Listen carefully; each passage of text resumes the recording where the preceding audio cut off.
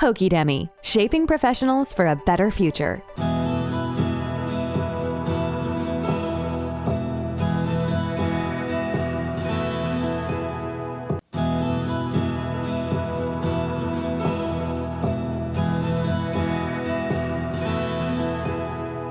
Hello everyone, welcome to Hokidemi. Now, this will be a lecture series consisting of total 5 videos in which we will discuss in very detail about the different types of mega projects, the teams involved in it, and what different roles, functions and responsibilities all the members of these teams carry out. So, if we talk about a medium scale project or a small scale project, then the standard structure of the bifurcation of these teams is mainly divided into 5 categories, which will be first the client team or the PMC team. The second will be the architect and interior designers team. The third will be the engineering design consultant team. The fourth will be the contractor team. And lastly, we have the supplier or vendor team. Now, all of these teams will work in coordination with each other during the different stages of the entire project or during the entire run of the project, and they will work in harmony and coordinate with each other at different successive points in that project. Now, if we talk about the large scale projects, then these 5 teams are condensed into a 3 team structure. So firstly, we have the client team as usual, then the architects and designers team. Now the rest of the 3 teams, that is the engineering consulting team, the contractor team and the supplier vendor team, they will act as one team called a EPC unit, the engineering procurement construction team. And we have examples for that like L&T, then Tata Consultancy and Engineering Services. So these are the examples of EPC firms. So these will be the structure in very high scale or mega scale or large scale projects. Now there are various kinds of roles and functions that all these teams perform, like financing, auditing, licensing. Then we have the purchasing of different equipments, their installation, the designing of entire project, and the designing also includes the conceptual plans. Then we have the engineering design. In engineering also there are many more bifurcations inside it. Then we have the different supply, installation, testing and commissioning of different kinds of equipments, machineries, etc. We have the different execution of services. Then the contractors will come in at different stages. Then we'll have the handing over or commissioning of the project or any kind of service. So all these functions have to be performed at a specific time in the project, and we will discuss in detail in these upcoming 5 videos that which task has to be performed at which point of time, who will perform it, and what are the data needed in order to do that task efficiently and on time within the given cost of the project. Hokidemi, shaping professionals for a better future. Now starting with the client team, if the client is an investor, then they will hire a PMC firm on their behalf to manage the entire project, or some clients have their in-house corporate project management team. Now, as we can see, the client team comprises of the project coordinators, a finance team, account team, audit team, a licensing team, purchase team or purchase engineers, and various kinds of site managers and engineers divided in the disciplines of civil, mechanical and electrical engineering. The site managers or engineers are mainly based out of site work, and they look after the handlings and work carried out at site. The project coordinator can be partially placed out of office or partially based on the site depending upon their scope. Now we will see the functions and responsibilities of all these teams in detail in the upcoming slides. Moving on, the first one is the finance, accounts, audit and legal team. Now when a client decides to carry out any kind of project, say a industry or any infrastructure project, they firstly start by making a project report, or it is also known as a DPR or DBR, Detailed Project Report and Feasibility Reports. Now these reports are prepared in consultation with a CA or a feasibility consultant, wherein they prepare reports on break-even points, CMA reports, payback period, etc. And by submitting these reports, the finance team is also functions in the approval and sanctioning of loan from a bank or financial institution.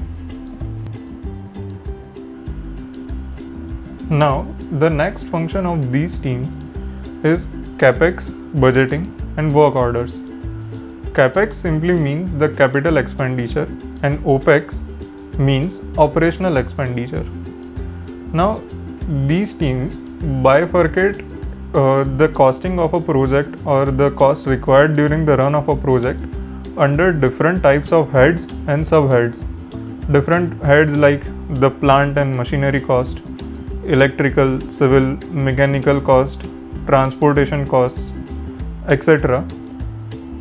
Now, this team can monitor the different type of cash flow required bi-weekly or monthly, and what cost has been used up till now under these different heads, and plan the work accordingly. Now, the legal department carries out the legal agreements with different types of vendors, contractors. They also look upon that the basic terms of an agreement are fulfilled by them or not, that the basic requirements given by the client have been worked out or not. They also deal with different government authorities for legal passing of the agreements.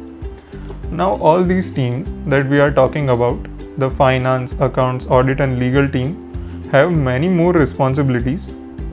As of now, we are just talking about their roles during the run of a project. So moving on to the bill audits, the auditing team audits and verifies the different kinds of bills that are raised by the vendors and contractors during the run of a project.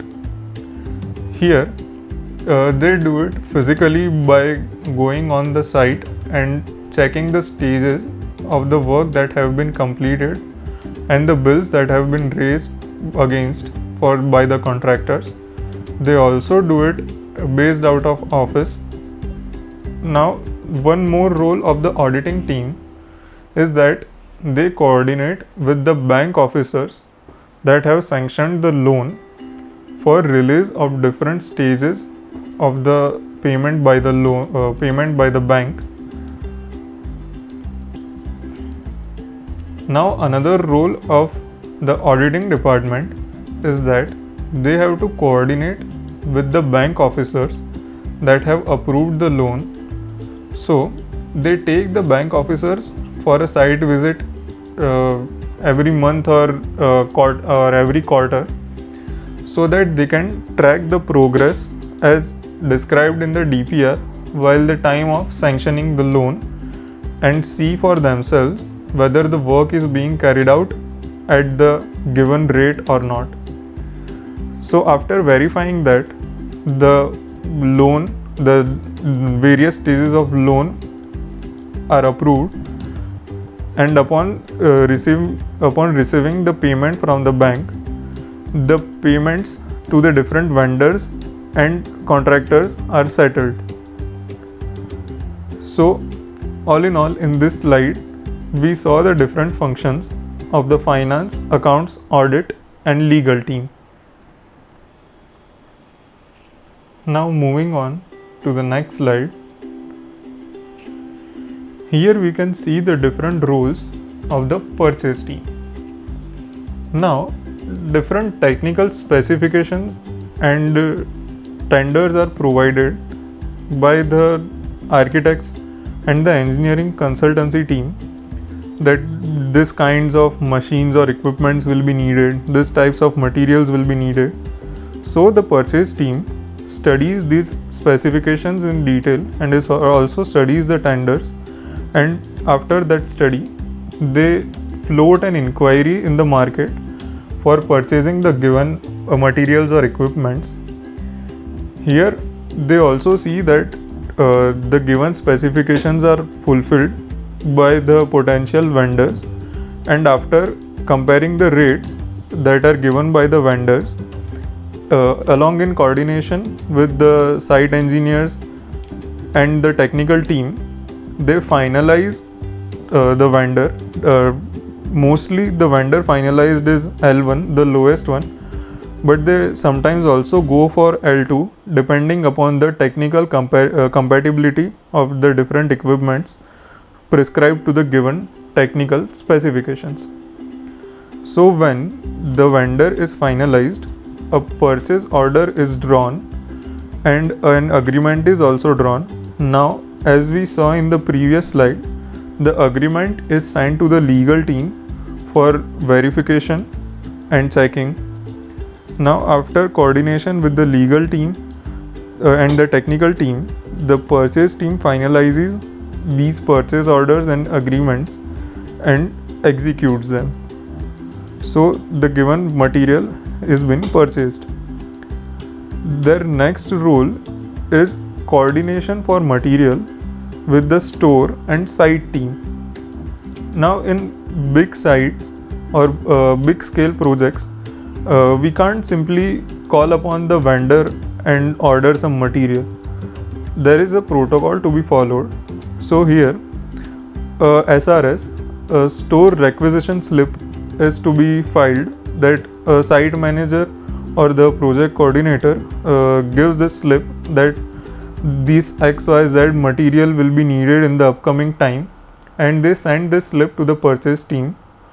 The purchase team verifies this requirement along with the site coordinators, and then they refill the store with this materials.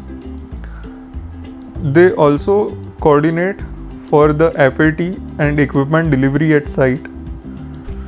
The FAT test, the factory acceptance test, is carried out at the vendor's office or factory from where the machine is to be purchased. So, the project team or the technical team will go to the vendor's place and check whether the given machine is precisely fitting all the technical specifications required. So the purchase team, the role of the purchase team here is not to execute the FAT, but to arrange the FAT along with the technical personnel and see whether the equipment they are going to buy fits all the specifications or not. They also see to it that the delivery of the given equipment is done at the site at a given proper time. The purchase team also sees upon that if any problems or defects comes in the equipments during the defect liability period, they coordinate with the vendor and prescribe for the needed remedies. So in this slide, we saw all the roles of the purchase team, from purchasing the different material, floating inquiries, then drawing up their purchase orders and agreements, and also the coordination for the store materials and equipments at the site at the given time in a project. Okay, now in this slide, we will talk about the client liaison team role. So basically, what does a liaison team or a licensing agent do? Their main role is to facilitate communication between two or among many agencies, companies, organizations. So basically, they act as a point of contact between the organization they work for and different government authorities in order to bring in approvals that is needed for the project or the company in the entire run. Now again, I'm clearing this thing up, that in this video we'll just be talking about the roles of all the teams pertaining to a project. Now this licensing team, as we saw earlier, the purchase team, finance team, they all have many more responsibilities, but in this video we'll just be talking about their role while a project is running. Okay, so now coming back to the video, we'll start with this, the liaison work for various approvals. Now what does this mean?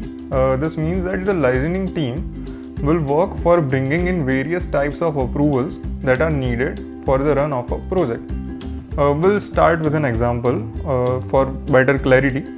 That suppose a client or an investor buys a piece of land, and that land is agricultural land. So now he is not permitted to carry out any kind of construction, say a hospital, a industry, or any commercial complex. For that, the client needs to register that land as a non-agricultural land by submitting some documents to their local government authority.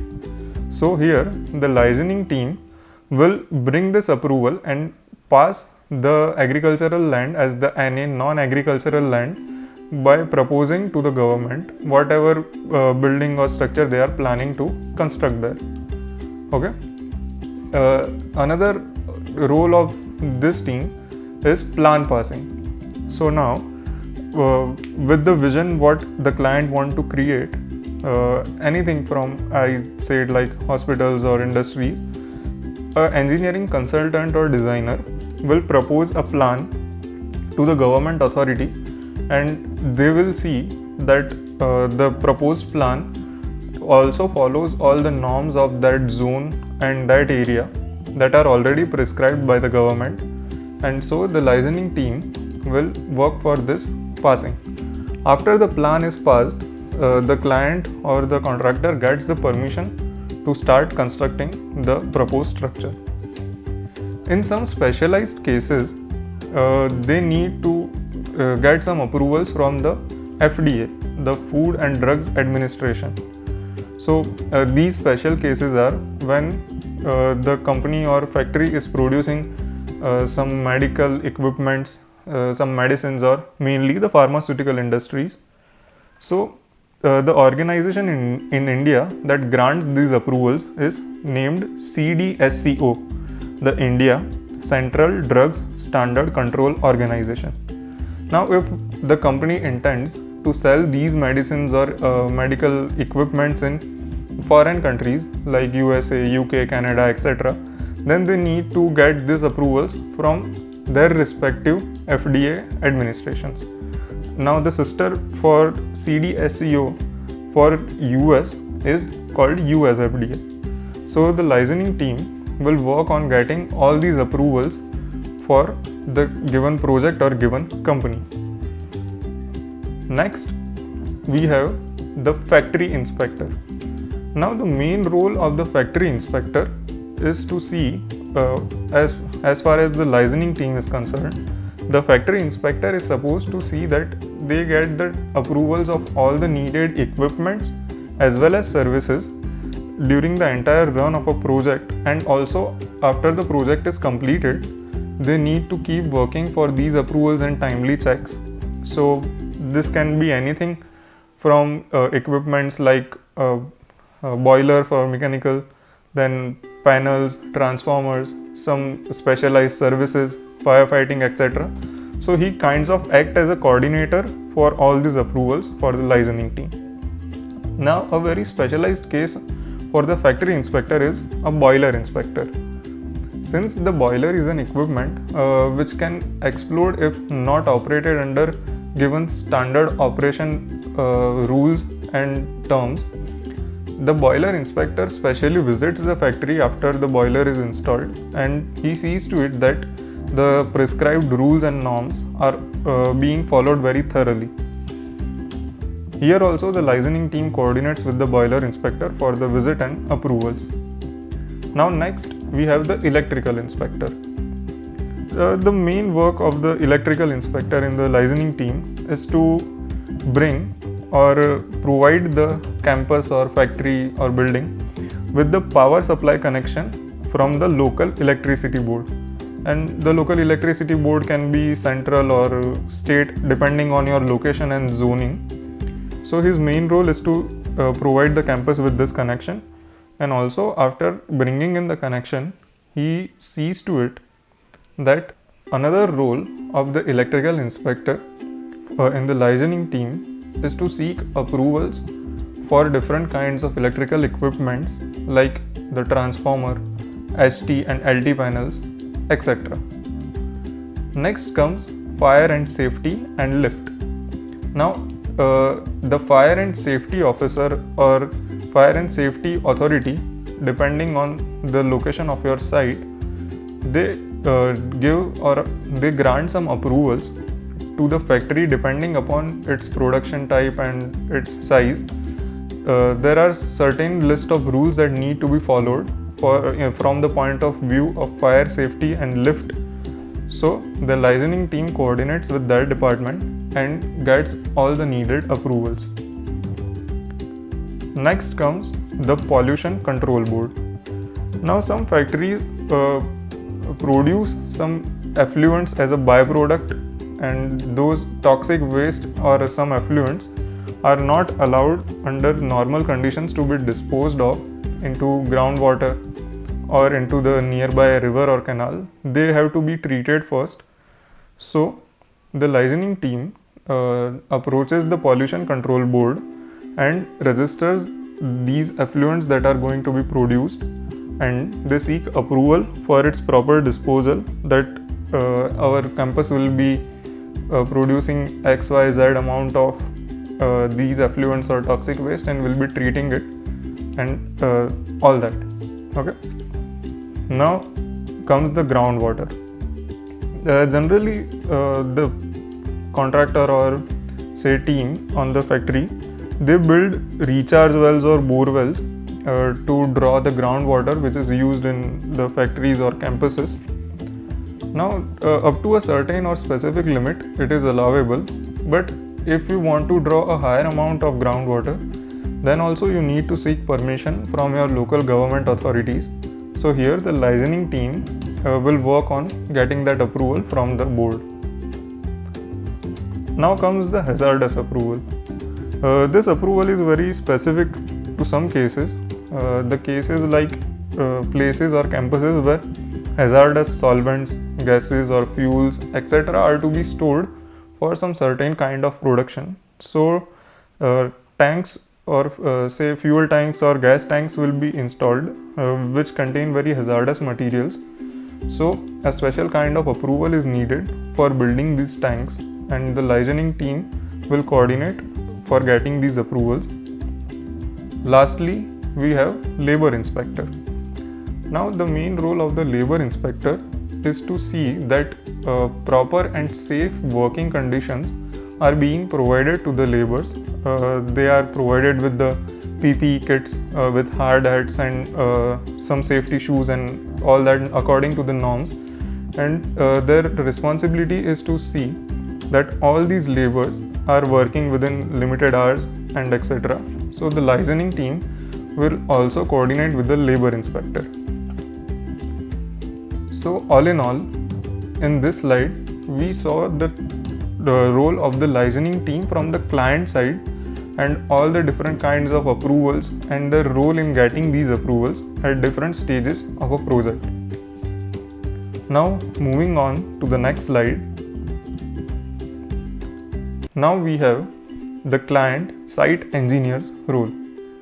Now simply we can describe the entire role of a site engineer in one word, that is supervision. The site engineer, may he be a civil engineer, a mechanical engineer or an electrical engineer, his main work is to supervise whether the work carried out by the contractor, the engineering consultants and all other agencies that are on the site, it is being done properly and according to the given specifications or not. So we will see individually every one of them. Now for example, taking the civil site engineer, he or she looks after the building construction and infrastructure work. Now building construction is all the standard procedures that are involved in a building construction. So the site engineer sees to it that all the materials are being provided to the contractor at specific time. Then the contractor is carrying out the work at the given schedule or not. Then he will also check the technical specifications and quality of the work. The infrastructure work includes all kinds of roads that are to be built in the campus, and in special cases some culverts and all that. Also, the civil engineer from the client side will also see to it that the plumbing, drainage and stormwater execution is being done properly or not. Now all the plumbing pipes and drainage works, including manholes, anti and all the pipelines which are to be installed, they need to be installed at very specific stages. So the site engineers also monitor or supervise whether these works are being carried properly or not. Now coming to the mechanical engineer, mechanical work can be mainly divided into two parts. One is the HVAC work and second is utility piping. Now for example, we take a factory or say a hospital. Then here different kinds of instruments or equipments like chiller, cooling tank or cooling tower, AHU, air handling unit, they are to be installed and the HVAC work has to be executed. So the mechanical site engineer here sees to it that all these installations are done properly.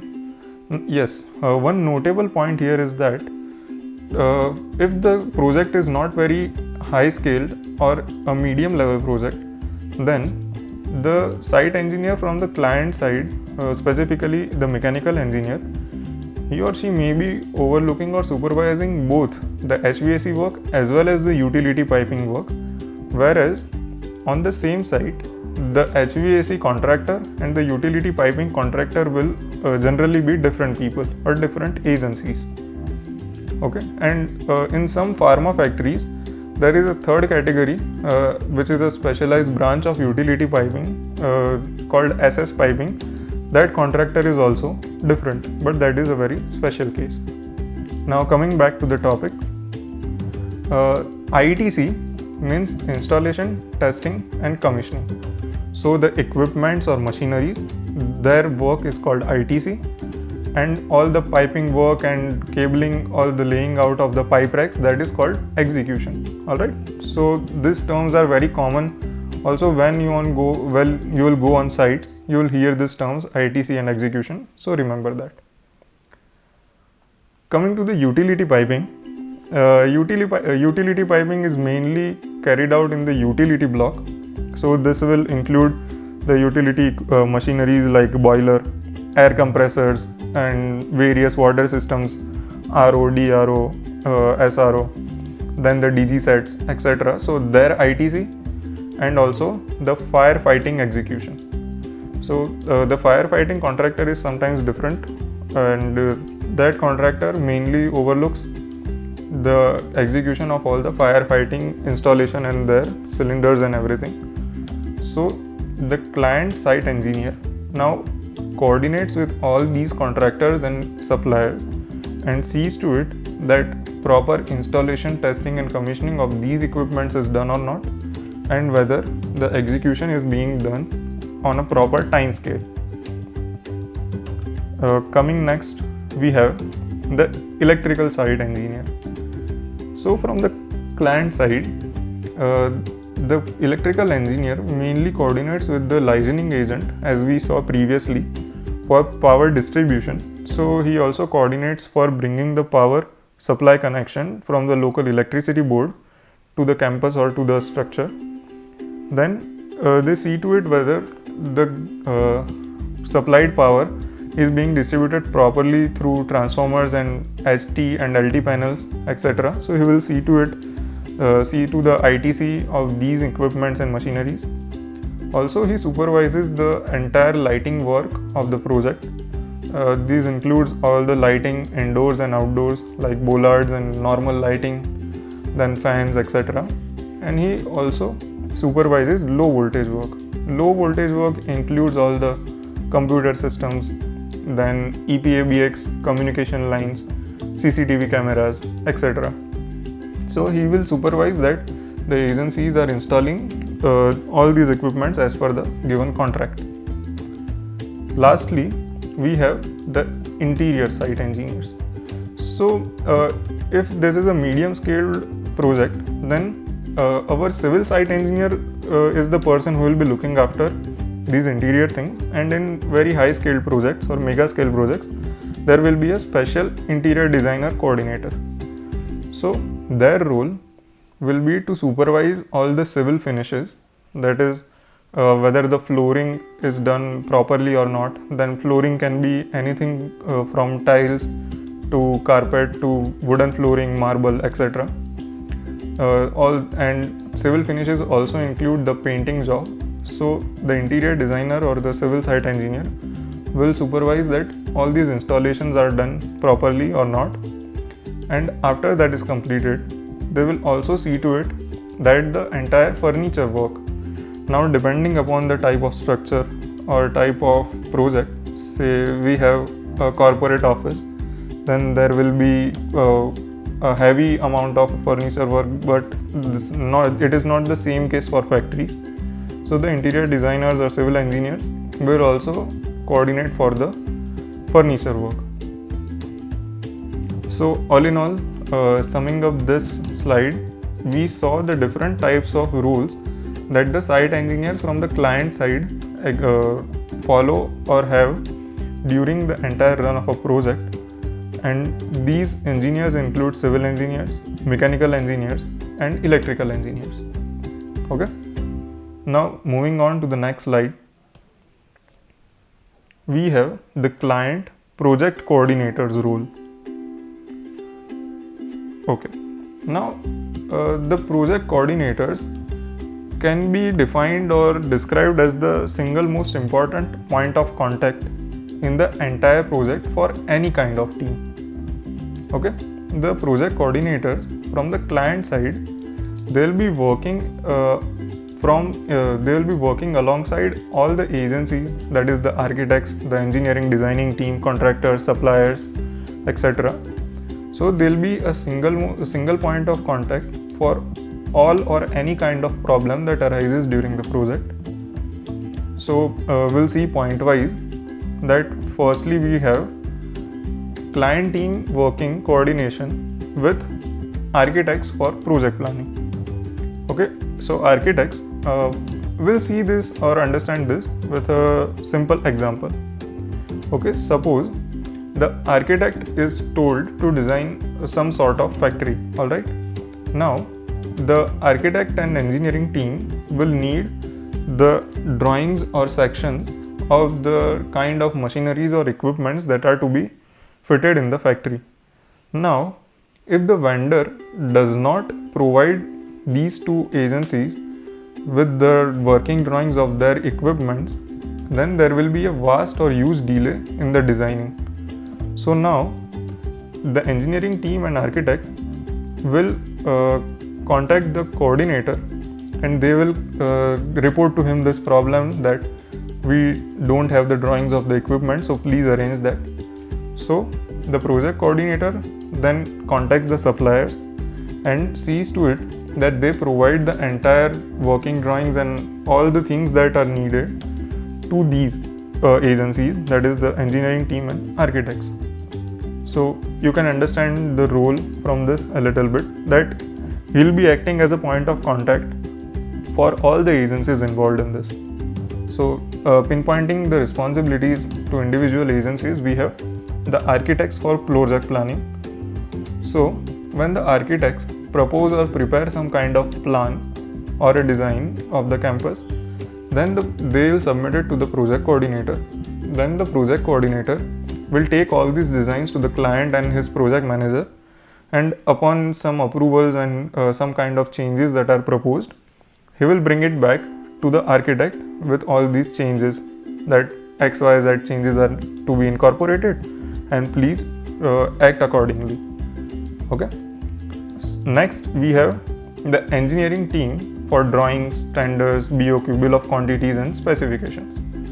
So the project coordinator, after the proposed plan by the architects, he will submit the plans to the engineering team for the technical specification and designing and working drawings preparation. So here he will coordinate for the timely deliveries of all the drawings from the engineering team because once the engineering team delivers all these drawings, then only the contractors can start execution on the site. Okay, so the engineering team provides us with all the types of drawings, that is electrical, civil, structure, mechanical, plumbing, HVAC, firefighting, etc. all the types of working drawings. They also provide us with the tenders of the entire project, including the process part and also all the equipments and machineries. So with the help of these tenders and BOQs, the bill of quantities, the coordinators and the contractors are able to map out the bar chart or the project timeline and schedule a proper plan on which the entire project will be executed. And they also provide us with technical specifications for all the kinds of materials that are to be used during the project. Now coming to the contractors, the client project coordinator will submit the above documents from the engineering team to the contractors, and the contractor will then prepare the bar chart and the entire schedule for execution, and they also prepare the site MOM, the minute of meeting. Now the maximum delay that happens in a project is on the contractor side, and that is a general term. Okay, now the main role for the project coordinator is to manage the site engineers so that the site engineer takes an aggressive follow-up of the contractor according to his given time, so that the project does not get much delayed. Next, we have the material suppliers for timely delivery at site. Now there are some instances where there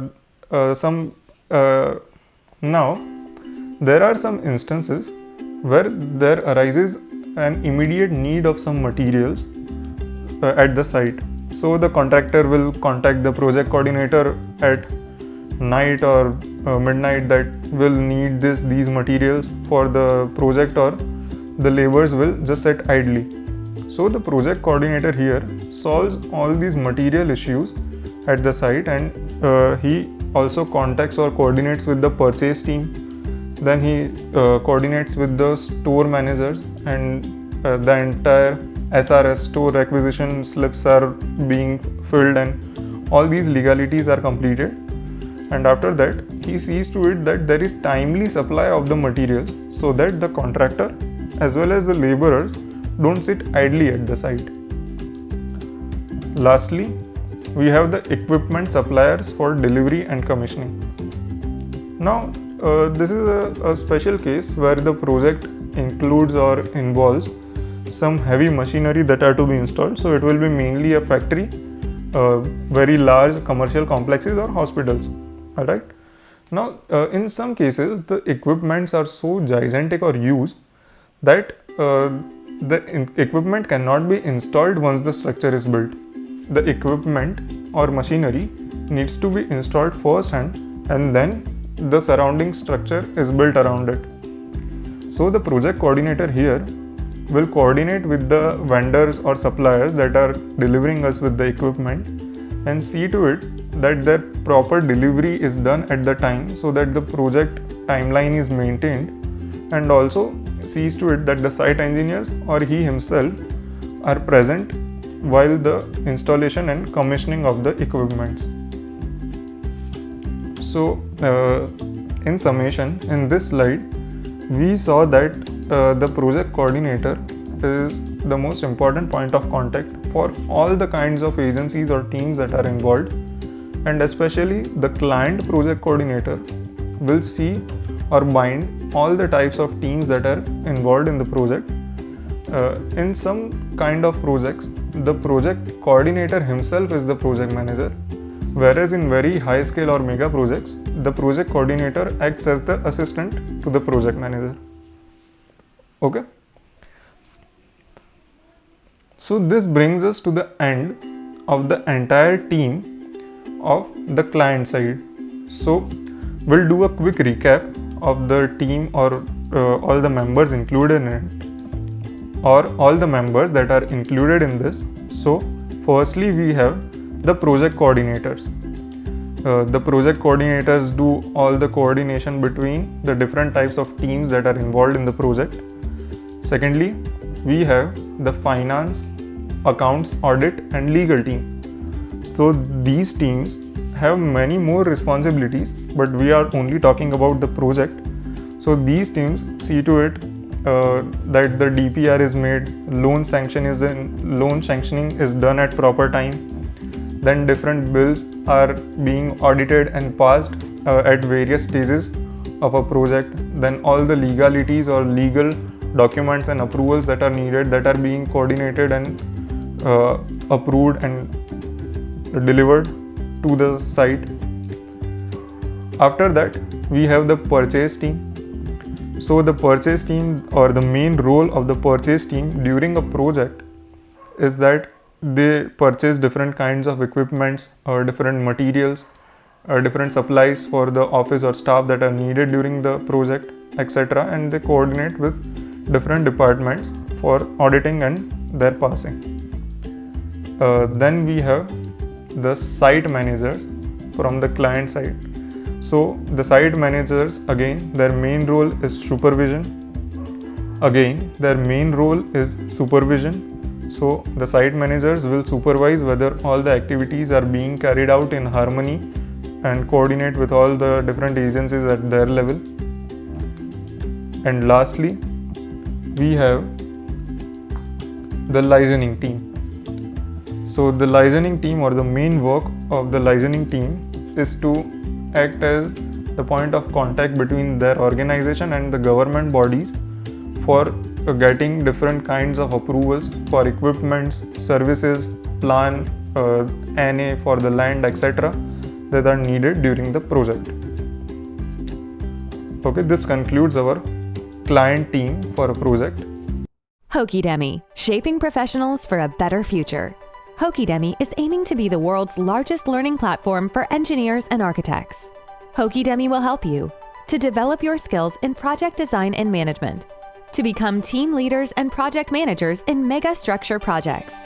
Hokidemi provides learning by high-quality video lectures in all sectors like power, industrial, commercial, institutional, residential, etc., based on 1,000 plus real projects done by our group on Hokidemi.com. To study in detail with books, drawings, articles, and catalogs, visit Hokicart.com. Please like, share, and subscribe our channel to stay updated on our latest contents.